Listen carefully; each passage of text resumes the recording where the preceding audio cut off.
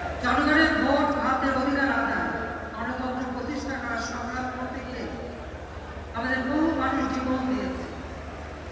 ২১শে আগস্ট সেই ভয়াবহ ট্রেনের হামলা, সেই হামলায় আমাদের বায়ুমন্ত্রী কবি আইনুর রহমান সহ তারা জীবন দিয়েছে। আমরা বেঁচে গিয়েছিলাম।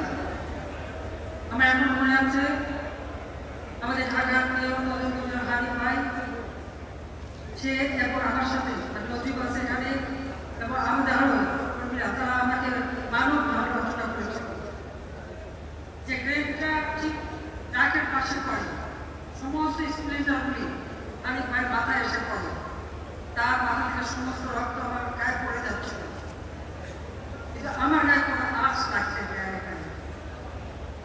যারা আমাদের আন্দোলন সময় জীবন দিয়েছে, আর বিশেষ করে ঢাকা সিটি মেয়র হানিফ ভাই, তার আত্মাভূতি এই মাইক্রোফোন আমরা করি।